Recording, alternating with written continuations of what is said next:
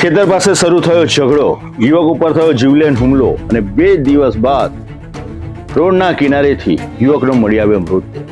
સમગ્ર ડેસર તાલુકા પંથકને હચમચાવનારી આ ઘટના હત્યામાં ફેરવાઈ ગઈ છે. ડેસર તાલુકાના નવા કેસર નવા મુવાડા ખાતે રહેતો ધર્મેશ પરમાર નો મૃતદેહ રોડના કિનારેથી મળી આવ્યો.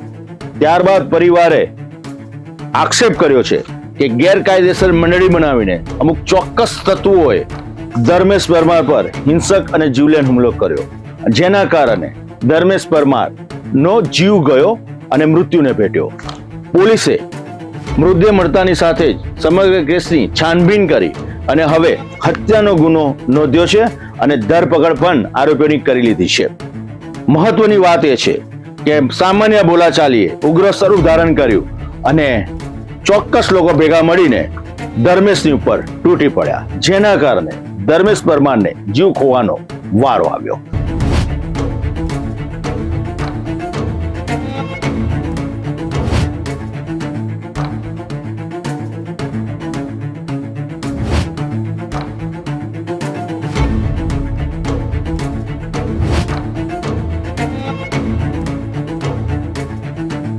વડોદરા જિલ્લાના ડેસર તાલુકાના નવા કેસરાના મુવાડાના રહેવાસી ધર્મેશ ઉર્ફે ધર્મેન્દ્ર પરમારના મોતના કેસમાં ચોંકાવનારી વિગતો સામે આવી રહી છે.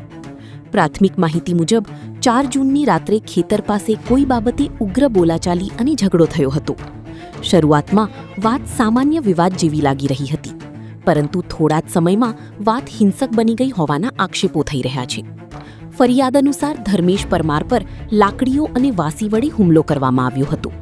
હુમલામાં તેના માથાના ભાગે ગંભીર ઈજાઓ પહોંચાડવામાં આવી હોવાનું જણાવાયું છે.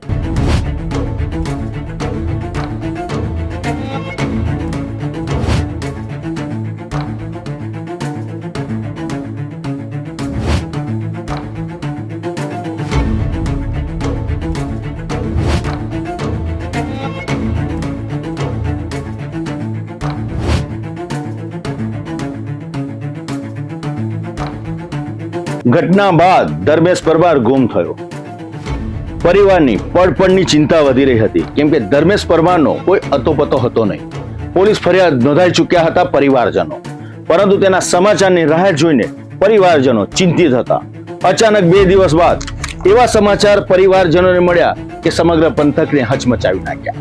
ધર્મેશ પરમારનો મૃતદેહ રસ્તાના કિનારે ડેસરના વાલાવાવ પાસેથી મળી આવ્યો.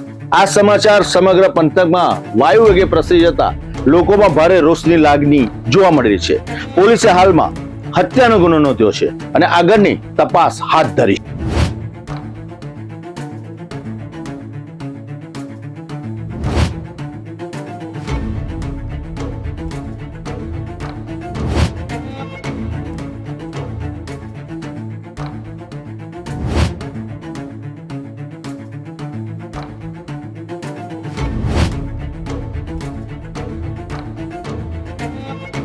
પોસ્ટમોર્ટમ રિપોર્ટમાં માથાના ભાગે ગંભીર ઈજાઓના કારણે મોત થયું હોવાનું સામે આવ્યું છે, જે બાદ પરિવારે સીધો હત્યાનો આક્ષેપ કર્યો છે.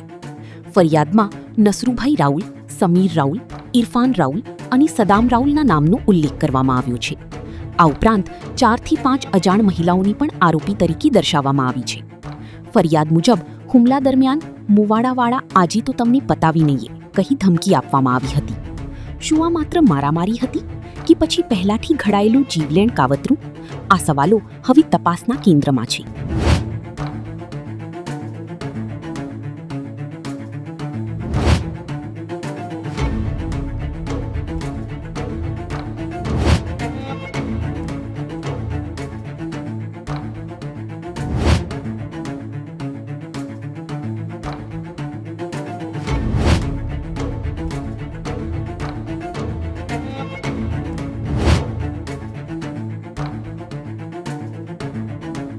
પરિવારજનોએ આરોપ લગાવ્યો છે કે આરોપીઓએ ગેરકાયદેસર મંડળી રચી ધર્મેશ પરમાર પર હુમલો કર્યો હતો. સમગ્ર ઘટનાને લઈને ડેસર પંથકમાં ભારે રોષ જોવા મળી રહ્યો છે. હાલ ડેસર પોલીસે હત્યા સહિતની ગંભીર કલમો હેઠળ ગુનો નોંધી લીધો છે. આરોપીઓની શોધખોળ માટે પોલીસની વિવિધ ટીમો કામે લાગી ગઈ છે. હવે તપાસનો સૌથી મોટો સવાલ એ છે કે શું તમામ આરોપીઓ ઝડપાશે અને હત્યા પાછળનું સાચું કારણ શું હતું તે સહિતના તમામ મુદ્દાઓની પોલીસ ઊંડાણપૂર્વક તપાસ કરી રહી છે.